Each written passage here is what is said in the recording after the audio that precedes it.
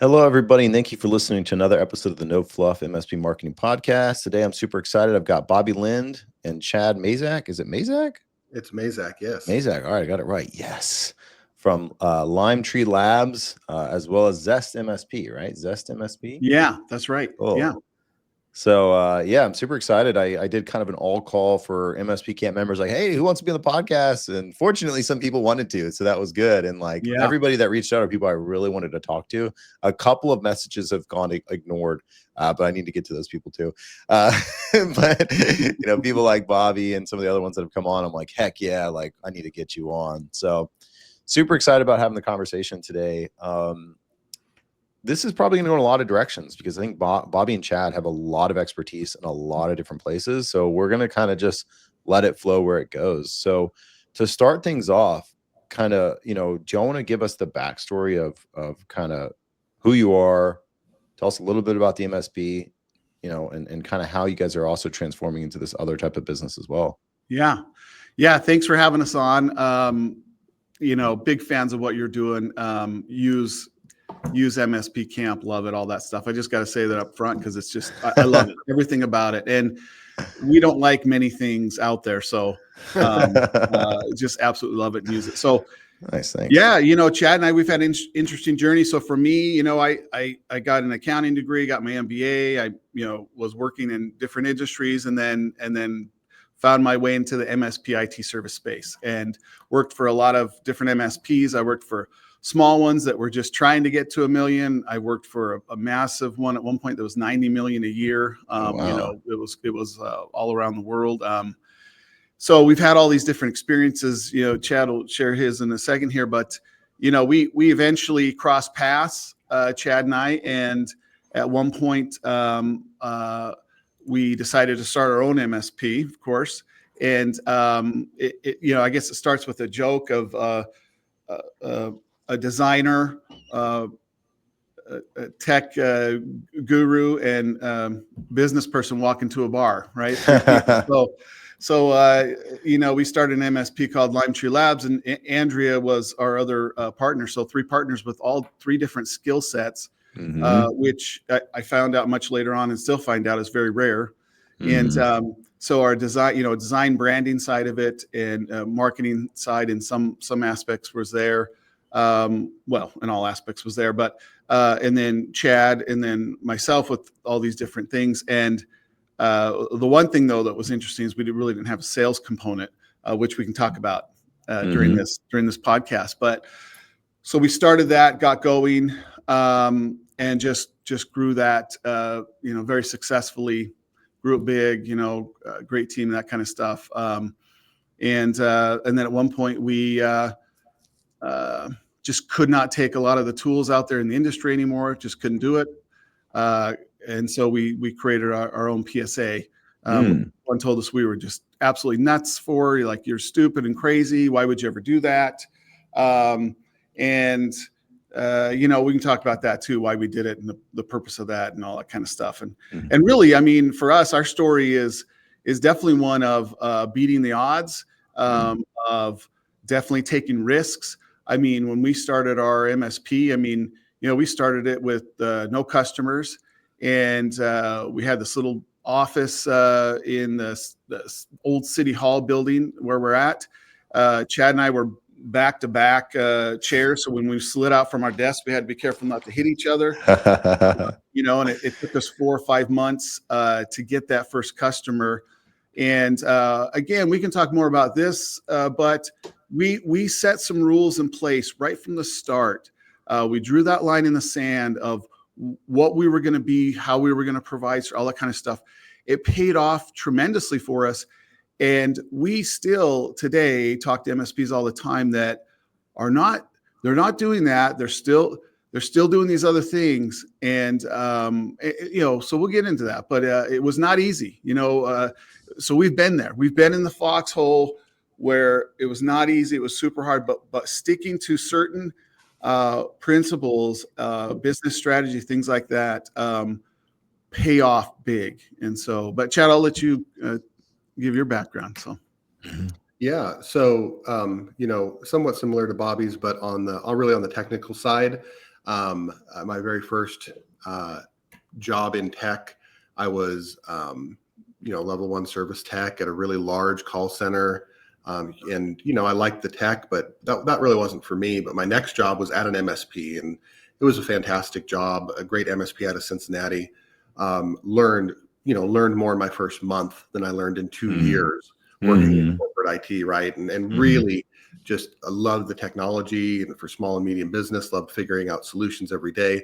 So I worked my way up at various different MSPs, from tech to admin to engineer, worked as a service manager for a long time, and then eventually, co-founded LimeTree Labs with Bobby. And like Bobby said, we both had our own things that we had learned, lessons learned along the way. We wanted to make sure we applied to this business. We didn't start the business just because we wanted to grab at our own opportunity. We really saw that, at least in the marketplace we were in, there was a real missing gap for what the small businesses were needing. We grew our MSP in a smaller market that was behind the bigger markets as far as what businesses expected and understood that they needed from technology and IT support. And so we were kind of on the cutting edge of that in our market. And so we were able to come to market with a much more comprehensive solution. And like Bobby said, we drew some lines in the sand. One of those was that we did not want to do any billable at all. I had break fix. Yeah, I'd worked at different MSPs, but then I landed on one that absolutely said, yeah, we need an MSP engineer. Come be our engineer. And I got there and I found out that they were 90% billable. And let's just say that it was a great eye opener. I didn't last long there. I found a different opportunity really quick, because what I found out is that it's a huge difference. It's not a small difference. It's a huge difference when you do billable and require, and you need those billable dollars. So that was one of the core things that Bobby and I really agreed on, made it a core principle, and really, even though it was a slog. I mean, we had to leave money on the table as we were starting. We would not easy turn away dollars as soon as we got to the point where we said, hey, if we take that dollar, we're probably going to miss a recurring dollar. We had to drop it completely. So but I was really lucky with Bobby and Andrea. Like he said, we all had different skill sets, and so we were able to come out of the gate looking a lot better than we really were behind the scenes, right? Like our public face, we're faking it till we make it, because that's what you got to do. But in the end, we just focused on giving our customers really great service, giving them what they're wanting, and it paid off. So it's been a fun journey. For clients, you do billable, like projects and stuff. Just like that's why I threw in break fix there, because projects we would bill, but we just would not do any break fix. No, I totally agree. Yeah, it's a distraction. It's opportunity. What we find is, in this industry, now that we're in the position of with our PSA, talking to so many different MSPs, large and small, it is. I'm surprised almost every single week by how many MSPs rely. They have so many customers that they're waiting for something to break on so they can do some billable work, and it's not a good place to be in. No. And I mean, I know that the industry seems to understand that, and yet on the ground, people who are like, I'm running an MSP. There's way too many who are still clinging to that. I think Tahir, it's like, and that's correct, right? Did I say that right? Yeah, Tahir. Yeah, you did. Yep. Yeah. I've been practicing. Like, no one gets it right. I don't expect it to. So even if you got it wrong, it's really goes along with what you say all the time, which I like. You have to put in the work, right? So if you're gonna do marketing and campaigns and stuff, you got to put in the work, and you got to, and it goes along the lines of you're gonna build an MSP that is becomes an asset someday, or even if you never sell it, that kind of stuff. Like you got to put in the work on some stuff, and that break fix it's just easy. Like anyone can do it, and it's disruptive. It's chaotic. It creates burnout. In today's environment with security, I have no idea how you do that. Yeah. And so, but we're amazed. I mean, with Zest, and hopefully we don't take this somewhere, clear off the. No, I'm loving this. This is all super helpful. Zest I'm here for it. with ZEST as a PSA, it's we've learned a lot. So first, we did it because we couldn't stand the stuff out there. I mean, we don't, when we first got into this industry, Chad and I, you had like two options. You had two options, right? Yep. And I mean, still you don't have that many, and they're just all missing so many critical things, and overblown in enterprise. I mean, the average size, I think Jay McBain was saying that even this year, I think the average size of MSP is like 6 or 7, even now. I mean, 5 years ago, it was probably less. I mean, Chris Day, who sold IT Glue to Kaseya, I mean, at one point he had the largest MSP in Canada with 40 employees. Like, that's a lot, right? But 40 is not that much in the sense of what people think of as a big company. Yeah. So 40, largest MSP in Canada, right? So, the tools have not matched the market or have not matched the MSPs in terms of size, in terms of helping them do the things they need to do in terms of a business model. However, having said that, we did talk to a consultant a month ago, Chad and I, and he called us freedom fighters. And he said, you've got to open up the PSA a little bit and allow some things you don't want to allow. And so, so we've done that a little bit. We're still not going to let it get bloated and all that. We're careful. But one of the things is this whole thing of break fix and overlapping time and all these kind of things that we are now, it's a big paradigm to change. I guess that's what I'm really realizing is that the paradigms are still out there to change in this industry, along with sales and marketing. And that's, one of them is this break fix idea and, overlapping time again, like so all the other PSAs and stuff we use, the reporting was miserable. Sure, we could pay BrightGauge $1 million to come in and do something, I mean, but that's ridiculous thought, really. But so the reporting's bad. And then when you do get the reporting, it's tough to maintain. So, this whole idea of like overlapping time, we're like, well, let's just cut that out. Like, why do you need, like, how do you get, well, that's how, people say overlapping time is how we make money. We're, do 4 different things for 4 different clients in 1 hour, and it's 4 hours instead of 1. And it's, all these wonky things that need to get out of this industry. Like, it's not how you run a profitable, unchaotic business, but it's baby steps. I'm sure you deal with it too all the time on your end of trying to help MSPs and but the whole break fix thing.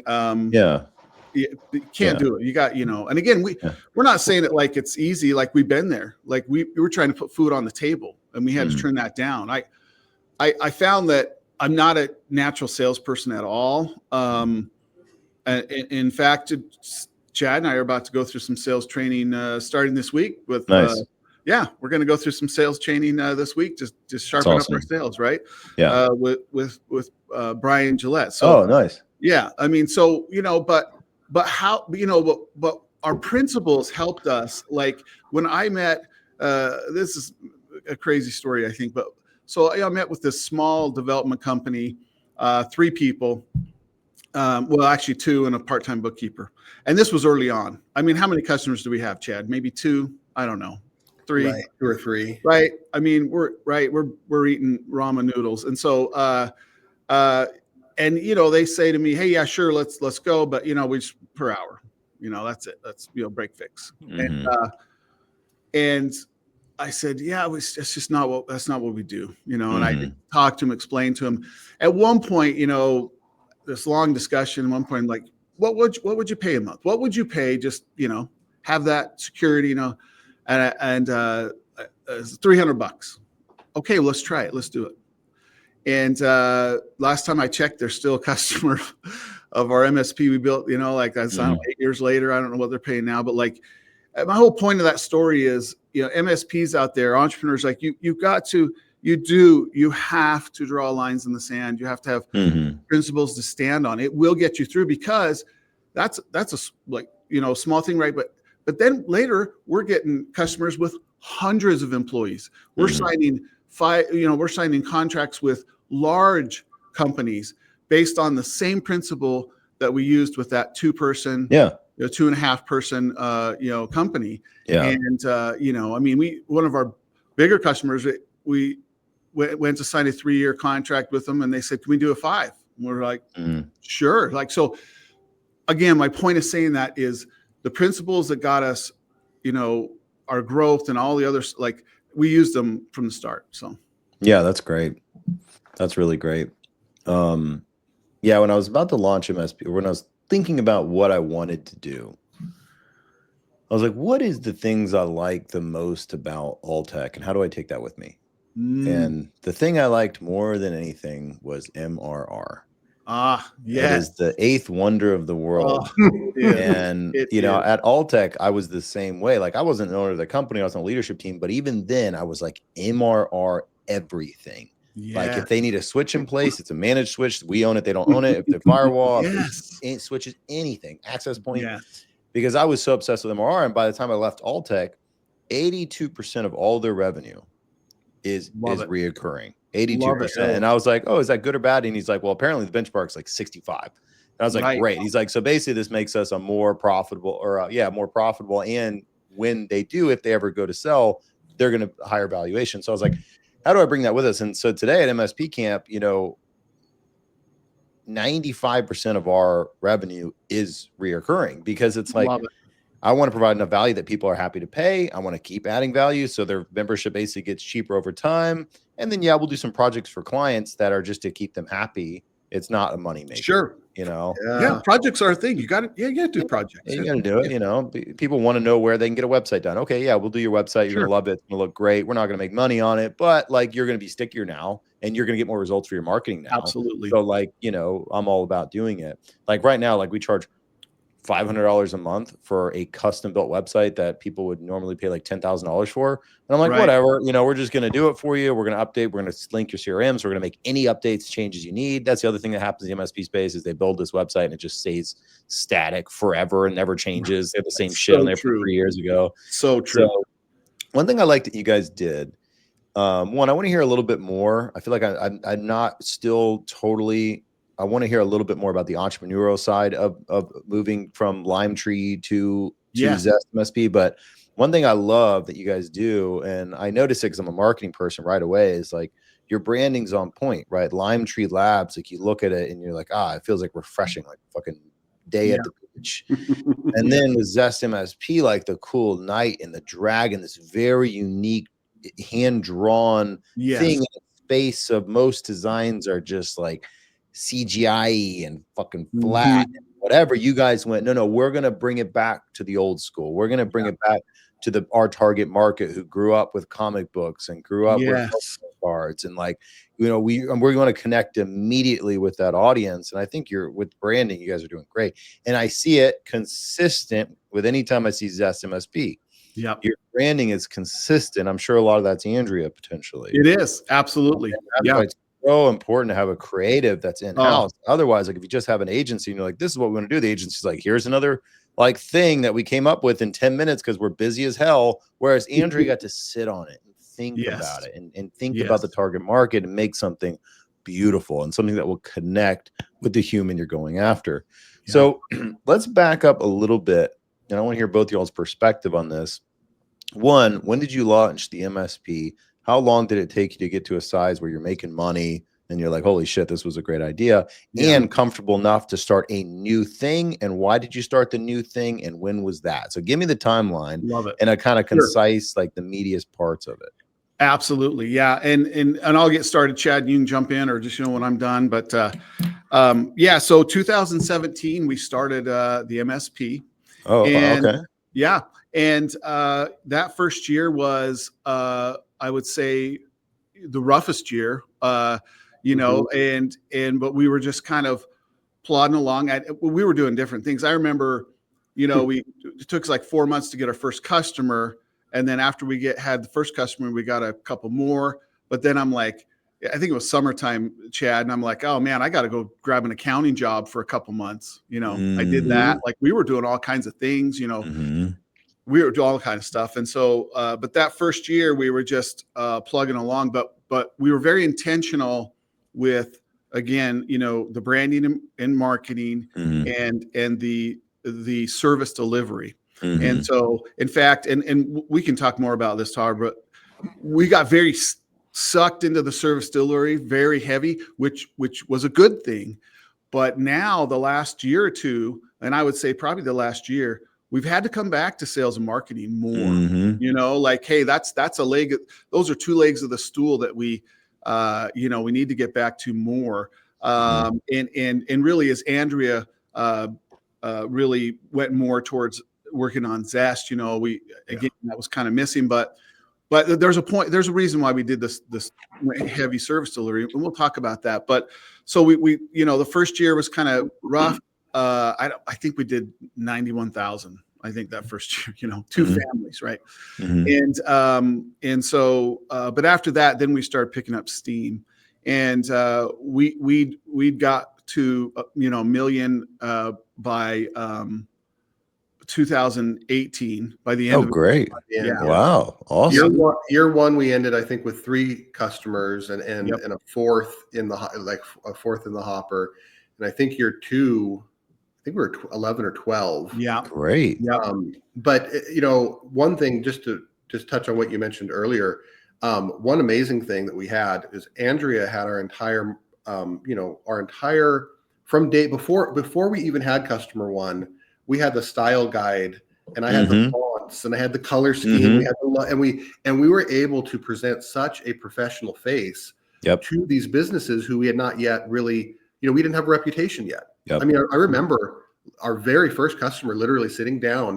It's a law firm, and sitting down with the managing partners and them just literally, one of them just saying, "We've never heard of you guys. Like, why should we even trust you?" And when we started our MSP, we didn't. It's common to kind of an MSP starts when another one splits or there's somebody leaves. It hit customers.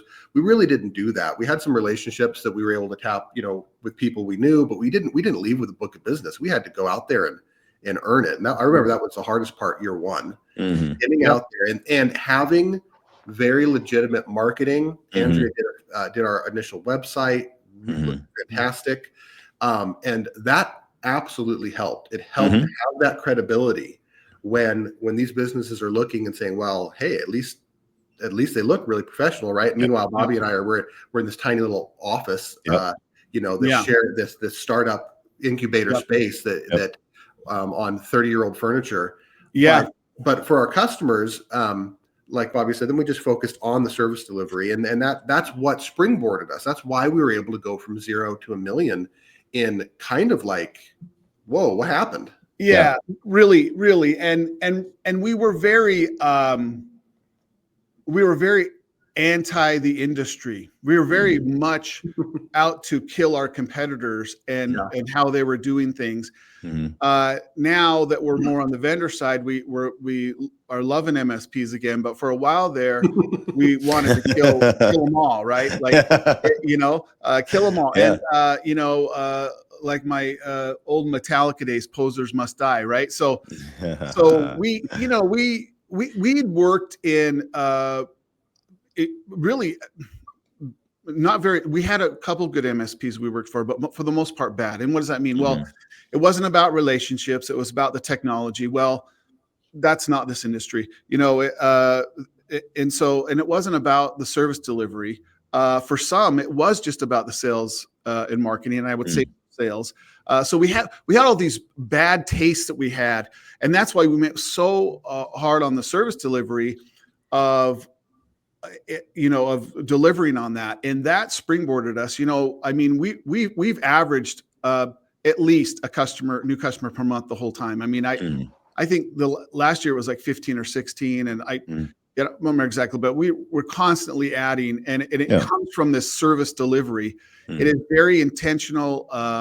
The SLAs, everything about it, the extreme ownership, it just went really hard on that. And we rejected the sales and marketing to a sense. Now we had good branding and good awareness and, all that kind of stuff, and some marketing, but we weren't doing even like the marketing we're looking at to do today. And so, that second year, grew up past that $1 million, then third flew past 2. And, I mean, by 2023 and 2024 now, we're well, getting up into that 5 range. And so, nice. And so that all was, but also to MRR, like you talked about, like, and really our service matching, even, customers that really needed good IT service. We also started adding some stuff too, because what we found was, whether it was copiers and printers, or phones, or even cybersecurity. Now, we added phones a couple of years ago. We just added copiers, printers, and cybersecurity, but we constantly would, have customers come to us when that stuff was breaking. Again, they were looking for service. They weren't looking for technology. They weren't looking for ones and zeros. And they were like, your service is just phenomenal. So we trust you to just help us. Yeah, totally. We wouldn't. And so, and at that point, you almost have a responsibility to say, okay, I need to offer this, again, not because it's going to make me a ton of money, but it's like, literally, there's a gap that I can fill with a shitty vendor that doesn't have the same SLAs, doesn't have the same services delivery as me. Exactly. That is exactly where I live today. And I just wanted to bring it back real quick before we move on to this ZEST MSP side of things. You said a couple of things that are really interesting. One was like how important your brand was moving in and getting started. And like, it's amazing how important that is. And that is literally the reason we have a website management thing now. We have a whole web team. Why? So important. Because so many of our MSP camp members, they're running campaigns, they're even doing advertising, and I look at their website and it looks like shit. Doesn't say anything about them.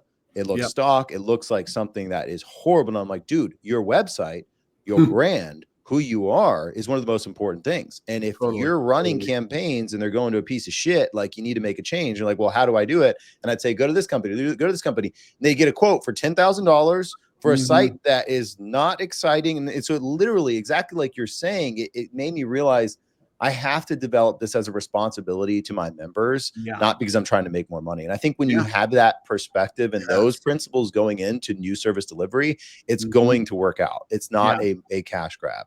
Yes. The other thing you said that I really, really want to hone in on a little bit, especially because I'm very marketing and sales. I'm the growth guy. And so sometimes I've always put service delivery maybe not as high as it should have been. And I'm specifically talking the MSP side. Now it's flipped because I'm the owner, so I care a lot about it.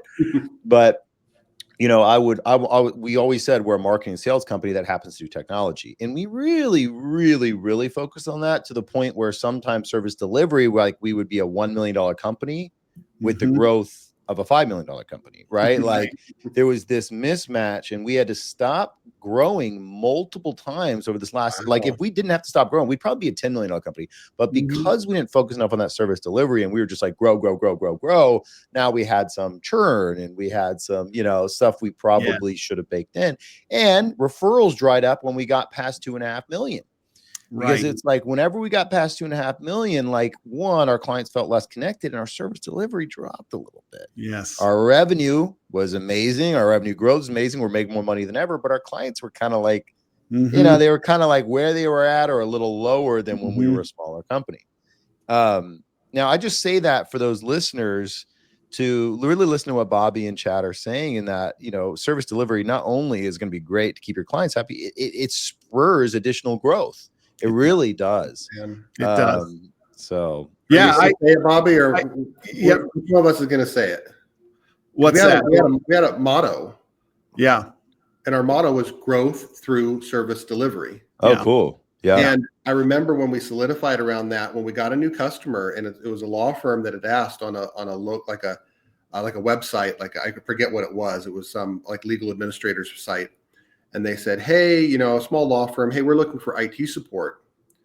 And 3 of our customers referred us. 3.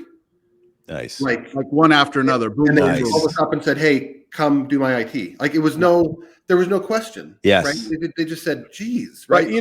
Yeah. And this is a great discussion, because you have to have all 3, the marketing, the sales, and the service delivery. And I would say, part of that marketing is your branding and design. And because, we went really hard down that road, but you're right. As you grow and get bigger, if you don't have that sales and marketing tuned in, then you will plateau. Totally.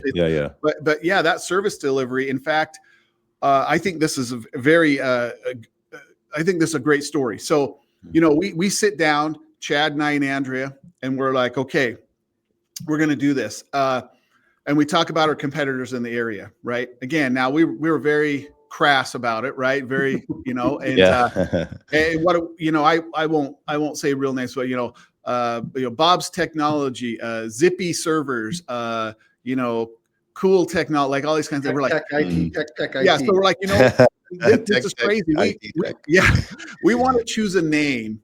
And we thought this was hilarious. We thought that was funny. We said, we want to choose a name where competitors go, huh?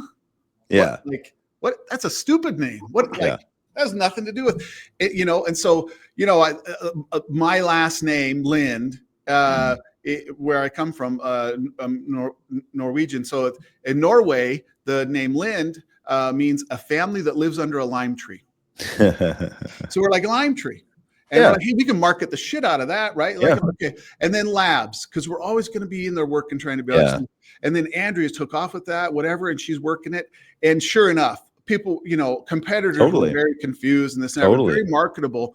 And then the other thing we found out, again, we did have the advantage, Shad and I would say, of like, we've been in the industry a long time, but you know, your target market is so important. And I find MSPs, for the most part, always get this wrong. And so, you know, like a law firm, is your target the managing partner or owner of that law firm? No, it's the administrator. It's the administrator. So do branding and marketing that's going to appeal to them. Yeah, totally. You know?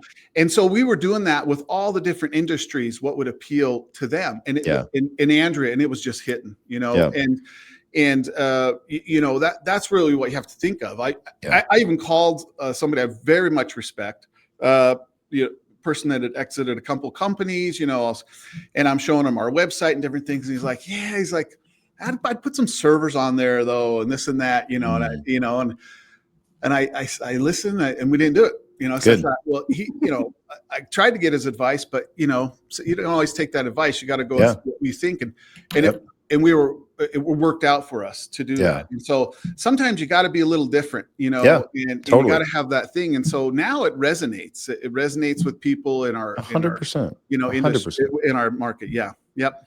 Well, it's like, you know, when we were going to launch, I was going to be like MSP content monster, some dumb shit. And then Steven was like, how about MSP camp? It's short for campaigns. I was like, bro, love it. Like, let's just do, like, the minute he said it, I was like, yeah, we're going to fucking do that. And like, we are growing so much faster than our competitors who've been in the space for over a decade, because they're all like marketing machine and marketing meme and it's like, it just doesn't feel, and you don't feel anything. It doesn't stick. It's just like, oh, another generic this company, right? And no, it's true. And you know, feedback from me, I'll just tell you, I've heard and seen them all, right? I've been in the space a long time, so I could name names, right? But I've heard and seen them all, and I've never had anything to do with them. They just didn't track with what we saw, you know, but with your stuff, immediately tracked, you know, the name and everything else just tracked right with it, and the message, you know. And again, with Andrea moving more almost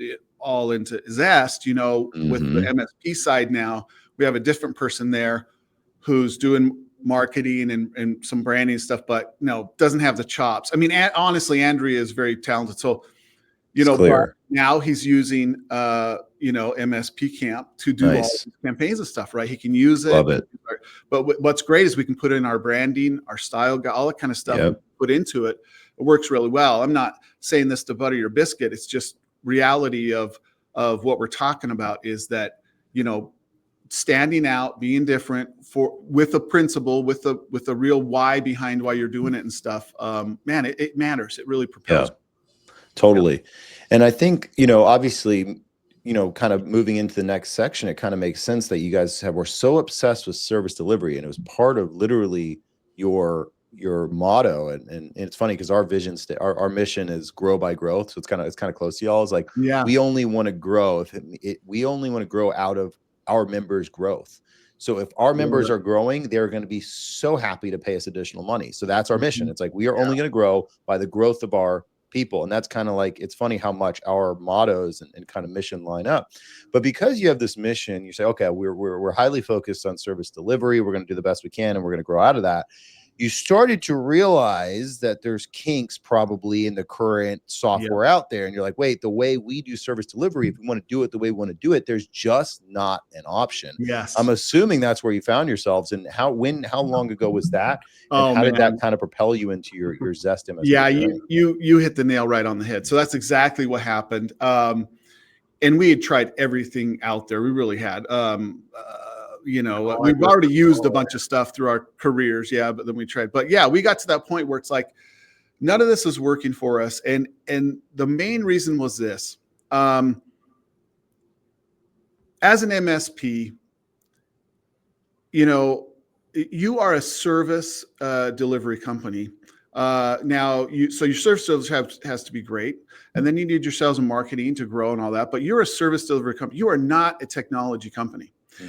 Your service, because these small to medium businesses, they don't even know about this stuff. I mean, you got to be careful either. They don't care, and that's the thing we used to tell our team all the time. It's okay. It's okay they don't really care about this stuff as much as you do. It just needs to work for them, you know. And if they do care, they're just pretending. So they don't care. It's not important to them, right? No.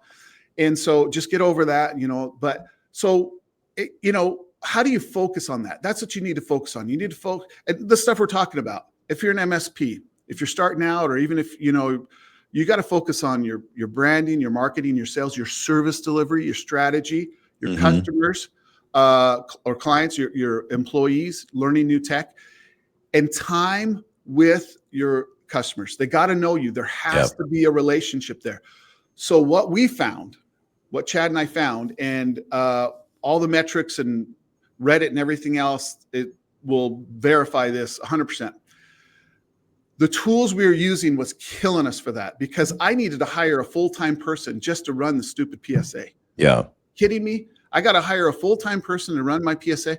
I got to hire other people to do this. I got to bring in that, like, who cares about the tools? This is a relationship business. Yeah. And by the way, techs and engineers now, Chad is great because I sometimes will go at techs and engineers, and he plays along with me. So, but techs and engineers love to bury their head in tools. They love to bury their head in tech, all that kind of stuff. It keeps them away from building a really good MSP. And what does that mean? Maybe it doesn't make a ton of money, but it's not a chaotic MSP where there's different ways to succeed. But the point is, if you're burying your head in that stuff, you're not going to get where you want to go. And one of the best stories I have was when we first started ZEST. I traveled all around. I was trying to talk to different people, and I went into this small MSP. He let me in. I'm talking to him. He'd been in business since 2004. It's never been over $1 million yet. And he took me into his NOC.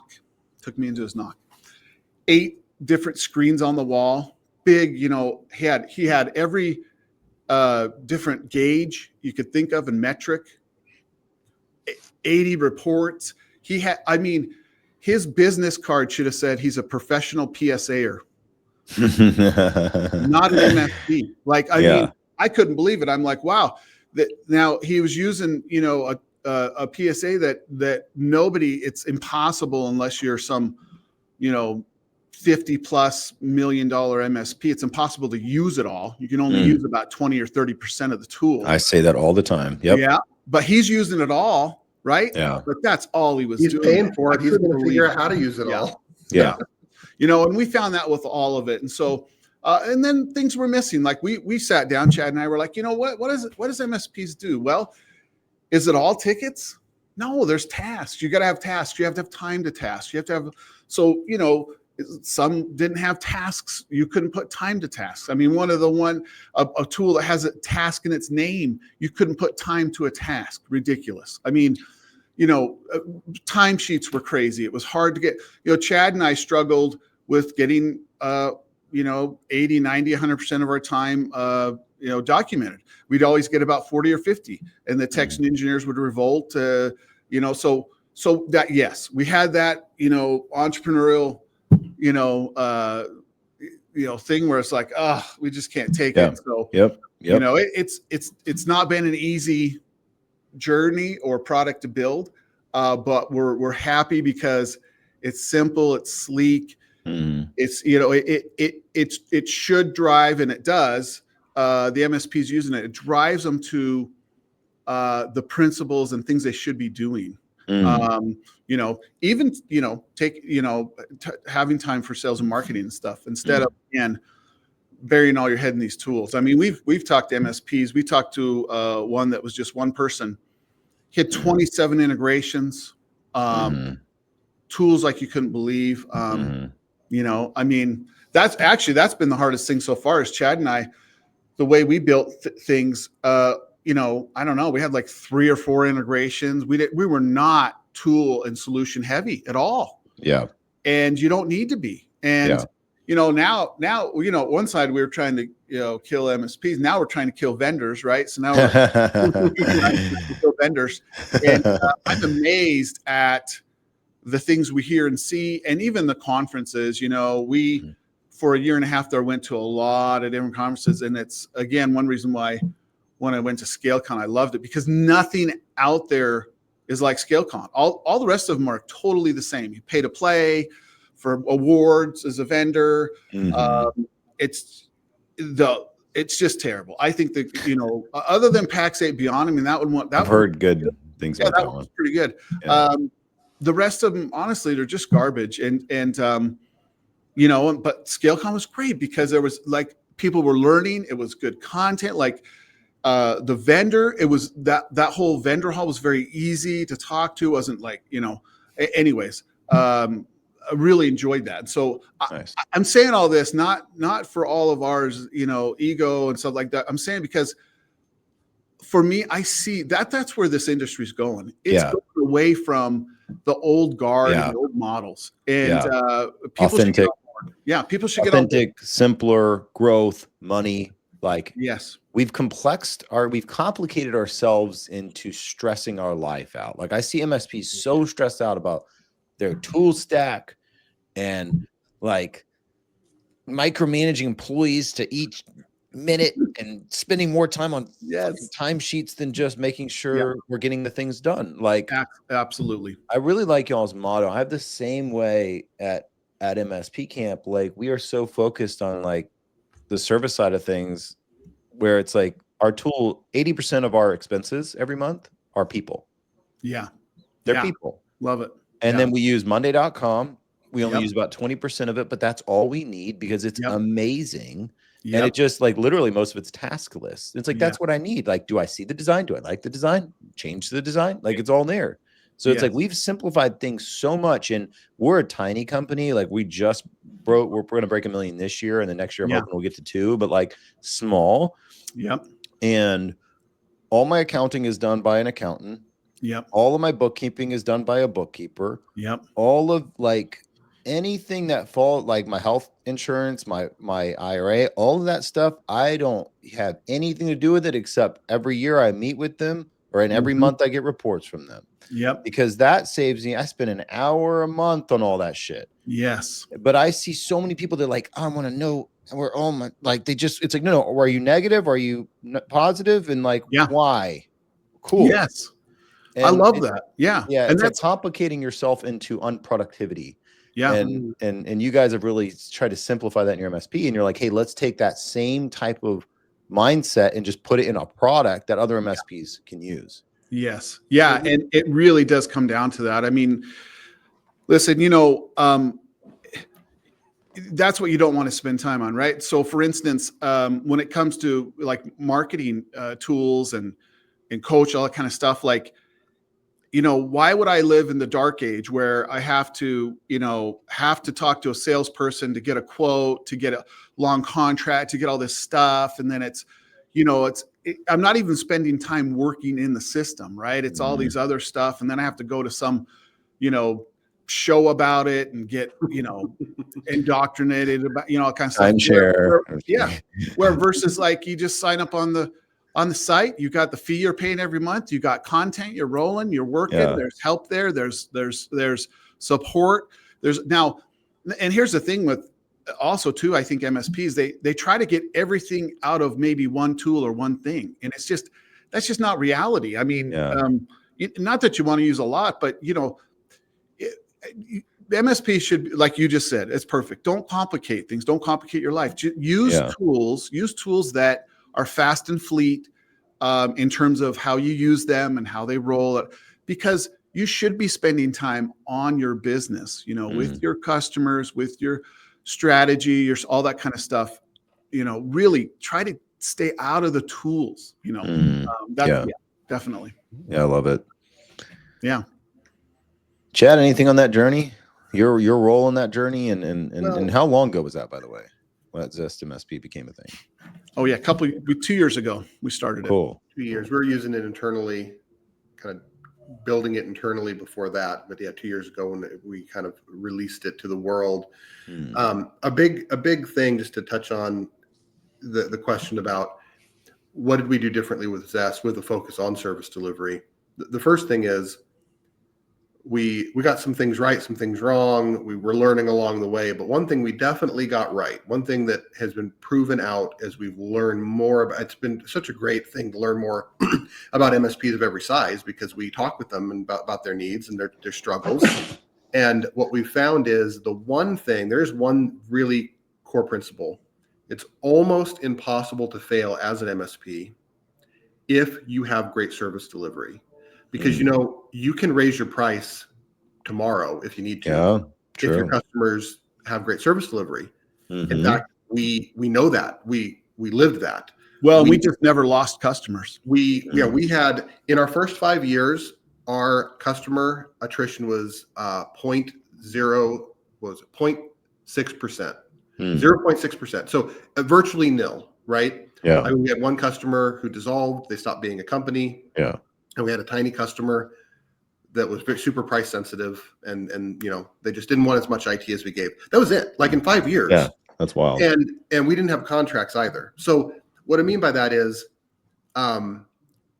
when you are focused on service delivery, that's the hardest thing as an MSP to get good at. Focus on that, get good at it.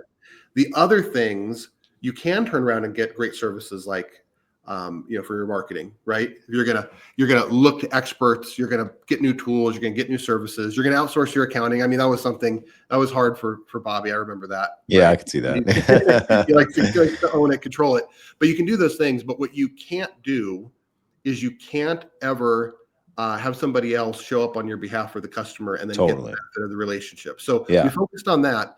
And with ZEST, when we started building it, the very first thing we did is we said, how can we build this product so it's impossible to not know you have an upset customer? How can we do that? Yeah. Now, by the way, the very first thing we had to do before we even did ZEST, but it's kind of interesting. It was in the lead up to ZEST. We had a problem. Every MSP has this problem. You failed to meet an expectation you didn't know your customer had. And we identified what are the sources of these frustrations for our customers. Well, here's a big one. They emailed us. Personal email, guys out, didn't notice it, whatever. Now they're mad because there wasn't a ticket. And there are different ways you can work on that. I thought Bobby was crazy, but he had an idea and he said, let's do it. And I said, you're nuts. And we told our customers you can't email anymore. We turned off email completely. We actually, if a customer emailed our help, they would get a rejection notice saying, go here to submit a ticket. Like you have phone call. And that was step one. Then in step two with the ZEST, we built at the top of the product a dash bar with a gauge that tells you a customer has put a ticket in. And everybody in the MSP, from your dispatcher to your owner, can see that there's a ticket needing dispatched. Yep. And that gauge is yellow until it's dispatched. It turns red if you don't dispatch it in time. Yep. And if you've set an appointment with a customer, if you miss that appointment, a gauge changes the color. Yep. If you're failing your resolution SLA, you get a warning yellow, then it turns red. We put it at the top of the product. Love it. And after using the product and after building the system, we didn't have a dedicated dispatcher, but our average dispatch time, our average response time for a new ticket, within 4 minutes, that ticket had been read, the customer responded to by a person, right? Properly prioritized. And it was the single biggest impact to our service delivery. Yeah, let me add real quick, Chad, that whole dash bar, like it even has a gauge or button on there that's customers needing attention, and basically all it is if you haven't seen your customers, how often you should see them, like you haven't gone on site in a while, right? On site, wow. or maybe you consider that an email, like whatever you consider that touch, that customer touch, you can kind of gauge that with it. That's you can do it, but it goes yellow and then red. Because again, we tried all different kind of things to try to track that, and actually it becomes very hard to track and time goes so fast. It's like, wow, we haven't even seen that customer in 8 months. Like and sure, people. Here's the other thing too. Like, well, we go on site and fix stuff. Well, you don't see them when you do that, especially if it's a tech. Especially if it's a totally tech going on site. Yeah. So that's on there too. And what's so interesting? Two things. Number one is we have a thing that we say, it's automate what you hate, but if you hate customer service, don't be an MSP. Yeah. Right. Dude. And don't kill your customer touch points. Like one of the things we found with ZEST is this push for automation with customer touch points, which we think is ridiculous. Like, of course, automate all the stuff that is the zeros and ones and the tech and all the stuff, but don't automate customer touch points like that. You are a service delivery company. You're not a tech company. And so we're fighting these bad habits in the industry all the time, Taher. And they want alert after this, and we're just like, just look at the dash bar. If that thing's green and 100%, like if it's green, you're good. You're good across the board. Yeah. And it's hard to change that paradigm of all the other tools with 1 million alerts and 1 million this and all these different tie-ins. Yeah. And it's like, well, I want 5 alerts to know this and that. No, just look at that. It's right there. And it goes back to your principles. You're like, this is the problem we're solving for. And this means that some things we just are not going to change. We're big on that. People want, I want my social media posts to just go out for me. I'm like, we will never do that, because that's how you get a bunch of bullshit out. That's how you get everybody posted the same thing. There's no logo on there. Yeah, you're going to automate a logo. Cool. Then it's going to have a white background. So it looks stupid.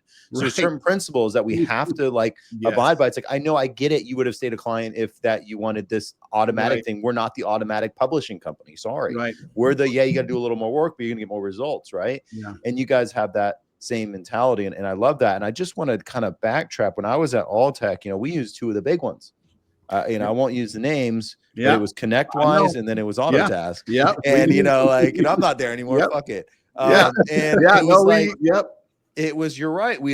It was just so complicated. And we had to buy Bright Gauge, which was $600 a month. And even those reports, you get them in, it's like, oh, wait, those actually aren't right because you didn't label the thing like the thing. And actually this is all wrong. And it's giving bad data. And it's funny because, again, I go back, and I looked, I'm the marketing guy, but I would go, well, what do we use this for? It's like, well, we use this to get a ticket. We then put our time in, we respond to the ticket. It's like, that's what you use it for? And they're like, yeah. It's like, then why is it so fucking complicated? What do you mean? Yeah. And then it's like, well, how do we know if we haven't responded? It's like, you look at the time, and then that goes in a Bright Gauge, and then it'll say the time of response. It's like, so wait, you're telling me that if you go from new to in progress, that would change it to we've responded? They're like, yeah. It's like, well, that's fucking dumb. Because that means we haven't. They just changed the tab. That's right. And so it's like, so wait a minute, you guys are using it for the simplest thing ever, just like how I use Monday, basically a task list in projects, which they love projects. They had an onboarding project. Here's the 52 things you need to do. It's like, none of that is complicated. No. That's all very easy. Yeah. And I just love y'all's emphasis on let's bring the Pareto principle of what is 80% or what is 20% of the things that are bringing 80% of the value. Let's focus on that.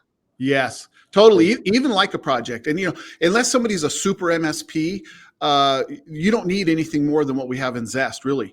And so even though, again, we're changing paradigms, just like you said, and I'm glad there's a whole new guard there is of vendors changing these paradigms that have been wrong. So even for projects, I was at a big, like I said, a massive company once where the projects were very complicated. You have to have a Gantt chart and all this kind of stuff, whatever.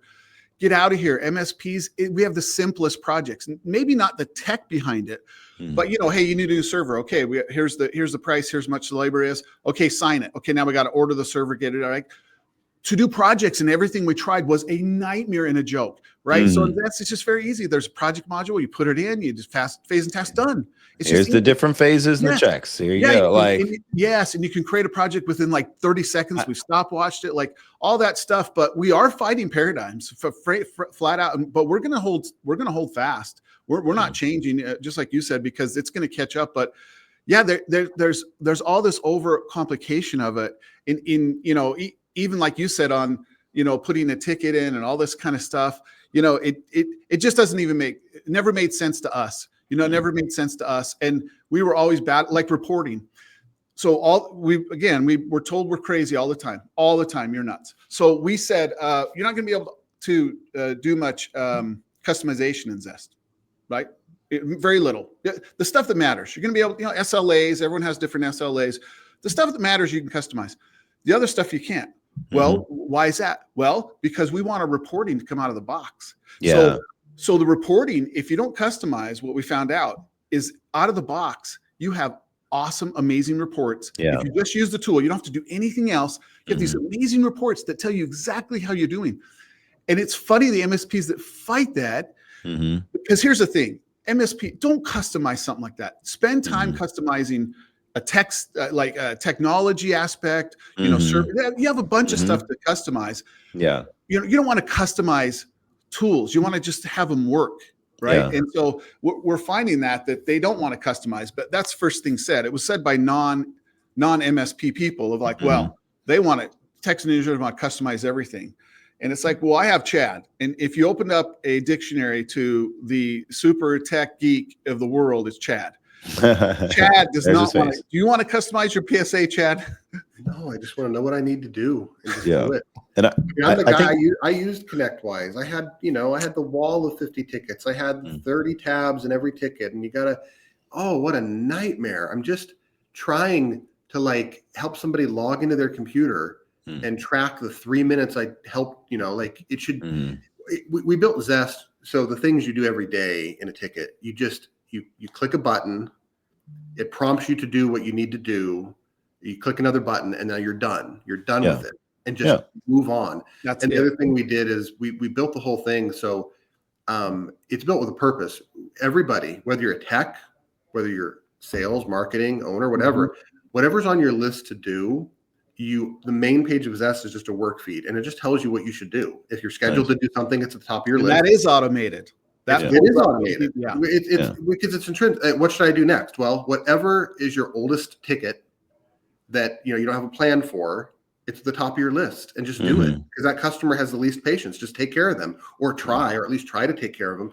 It's not complicated. And we had this principle with our MSP, and you can only maintain it so long, but we would drive to 0 tickets. We would. We were at $1 million, over $1 million, and we would get to 0. We would say, play the 80s song "Saved by Zero." But Chad's right. At some point, it becomes impossible. But we still wanted the principle. We wanted work.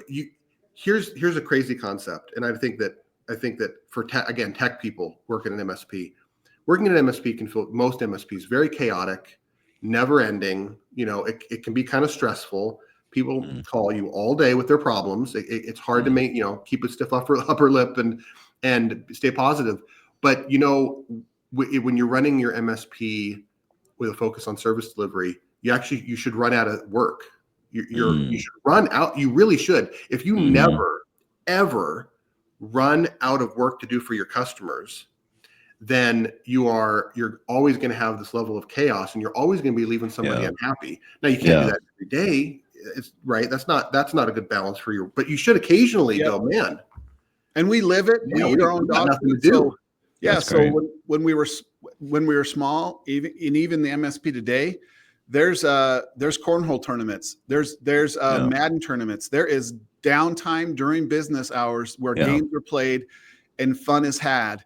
Because they've run out of work. Yeah, and, I love that. We just stuck to it. That's great. Yeah, we've been trying to do that a bit ourselves as well. Like for Christmas, we're closed almost the whole week. Because I'm like, you know what, guys, fuck it. Awesome. Like let's just close that whole week.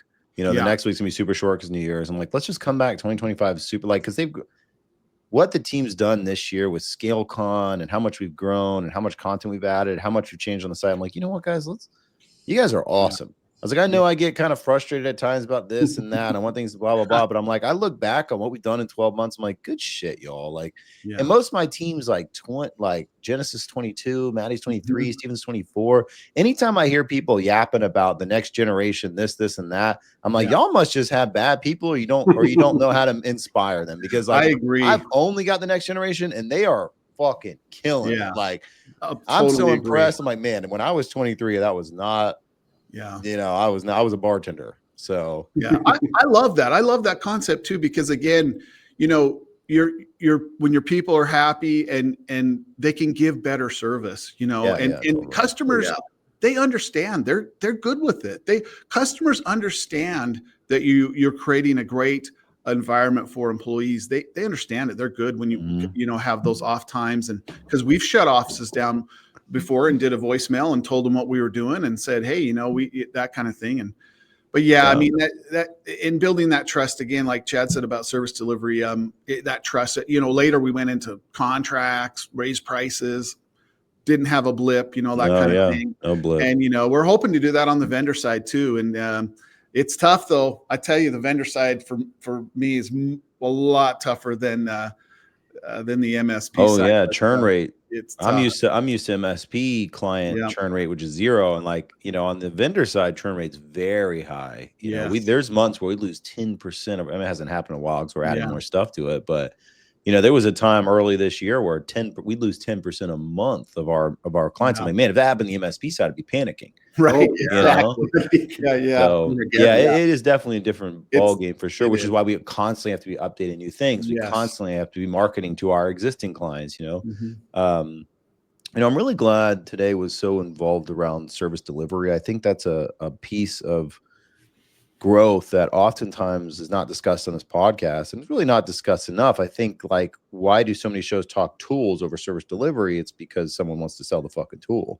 Totally. Well, you know, and so it's like, well, why aren't we just talking about how to do the onboarding correctly and like use whatever tool you want? But like, you know, like having I had Dean Trimpolanis or whatever on ScaleCon, and it's like, because he was a service delivery manager, like I didn't want him talking about tools. I'm talking about like, what did you do to make the customer feel a certain way? Like, to me, that's the value, but it's oftentimes missed. Why? Because it's like someone's trying to sell a tool. Whereas you guys have done such a good job. Yeah, you've talked about your tool today, obviously, but it's in the lens of what's important for service delivery. Like, you're not saying, hey, use this tool, it's the only one. It's like, this is the shit you need to cut out so you can focus on the end client. So I just love that we're thinking about that. And it's kind of funny, like just kind of brainstorming my own mind a little bit. MSP Camp, we focus so much on marketing. Like we focus like crazy on marketing, but we are starting to focus more on sales a little bit. And I'm kind of developing a sales type thing. Not, you know, it's because I'm like, all right, marketing sales, it's so important. Like, I'm teaching people to get leads. People are getting more leads and they need help with sales. And like, there's already good sales outfits out there. But just like you guys said, when someone already trusts you, they like you, they're like, hey, you've shown that you know what you're doing. Like, they do want to just go to you. So we're pretty heavy in development on a whole sales training, sales collateral, all that good stuff. And I'm like, you know what, really the next phase after that is to really teach service delivery. And I've always kind of shied away from that because I've not had the experience in that world. But it's inevitability as we talk today. It's just kind of getting my mind racing. It's like, it is the 3 prongs. As I looked at Alltech, we did marketing sales great, but service delivery was such a pain for so long. And we had unnecessary churn, and we had unnecessary headaches, and we had unnecessary staying up at night too long. That if we would have focused on all 3 prongs of the stool, life would have been easier, a lot quicker. So, I love this chat because, you know, like I said, it was, you know, it was probably, I don't know, 6 months, a year ago that, you know, I just really saw, wow, we need to get a little more versed and deeper in our sales and marketing. Like, we've done great, but like, but we're, you know, there's plateaus, and there's, and also too, you know, you just need all 3. You really need all 3. And, you know, we went service delivery so hard again because our experiences we'd had, but man, we're really coming around to how important that marketing and sales is, that kind of stuff. But I mean, in sales. But yeah, that service delivery definitely for us saved our bacon. Definitely grew us faster. We just did not want to lose a customer. Again, nothing's perfect, right? Nothing's perfect. Everyone does things different ways, but almost to a fault, we wouldn't lose a customer. In fact, Chad's heard me all the time, like, it always annoys me when I go to conferences or stuff. Hey, fire your worst 10 or top bottom percent or whatever, and I would just be like, never, man, never. Yeah. I'm never, right? But again, that's going too far one way or the other, right? So, but sometimes you have to do a little extreme to make some headway. But yeah, there are some customers, that maybe you shouldn't be working with stuff. But for a while there, that was just not our mentality. Yeah. It just wasn't. And inevitably, what would happen is, here's the thing. I think this is a good nugget. All the employees of your customers are customers for you. Yeah. And so we'd have a law firm and they'd have a couple paralegals leave or one paralegal. A week later, we'd get a call. All the time. Totally. Oh yeah. And so we used to treat them that way. We used to show up and we used to talk to all the employees. We used to go by and say hi and, give them a screen cleaner and this and that. That's how we treated it. Totally. And again, we felt that was part of the service delivery of focusing on what we had. It's part of your marketing and branding too, that when they leave, that they remember your name, that they remember who you are. I mean, we would do training during onboarding, right? All hands. I mean, that was a big thing. Like, hey, when we're ready to launch service, we need to talk to all of your employees. Yep. We did all hands too. Right? We love that. People loved it. They love that shit. We showed them what the catchfish thing. So, hey, we see the fish. You click. And we're like, this is what your quarantine report looks like. Like just the simple things. Right. But those things, they loved it. The other thing we did is we put a little sticker on every single computer when we onboarded, because one, it's branding, but two, it's like, hey, this is how you get a hold of us, but really it's branding, and like 100%. We'd be a little mouse pad for every person. This is funny. Everyone's like, oh, don't get mouse pads. It's cliche. It's like every MSP says that, and yet nobody's actually printing them. Like I get it. It's cliche because we've all thought about it, but how many are actually printing? If we took over IT from another place, those mouse pads were gone. They were out of there. Ours were in. The stickers are coming off. We got the razor blades. I just even recently I remember this big vet in Seattle, and we went in there. Chad and I went. And we're like, whoa! They had mouse pads everywhere of this other MSP, and we got rid of theirs and got ours in. So you got to do those things. It's important. Yeah. You would not want to leave them, right? I mean, that's I totally agree. Since this video, I'm going to show you guys something. I found it the other day. Hold on one second. Ooh. Okay. It happens to be right here. All right. So we took it a little further one year because mouse pads, they're great and all, but we took it a little further and we printed these custom all-tech calendars. Oh, that is awesome. With our text in these funny ways. That's Tom as Back to the Future. Yes, that's amazing. Rick wanted to be on Game of Thrones. Love it. Yes. This one is actually a video I did for Colin. He was doing this is my account manager. He was doing a philanthropics. I turned it into a comic book. I love it. They made me be Leia. That is awesome. Terminator. This is Chandler, right? So like, and these are Indiana Jones. Yep. The Office again. I love it, man. So, it's not zeros and ones. It's relationship. Yeah, they're Lion King. So anyway, I just wanted to show you guys these because I still to this day, I go into people's office and they're hanging these little things up. So anyway, I mean, it's just little things like that. Like these cost like $1.50 a piece. It's like it's those little things you can do to really make a big impact. Try to connect with everyone. Yep. Yeah. I remember we got a customer that was all remote nationwide, and Bobby made sure that every employee got a little gift box with a mug, some candy. How are we going to connect? Right? How are we going to connect with them? We can't walk in, right? So we sent them a little gift box. That's amazing. That's why it's good to have paid off. That's why it's good to have the business mind, right, in there as well, because it's Tom was very the business. Well, actually, he was actually tech, and I kind of came in as like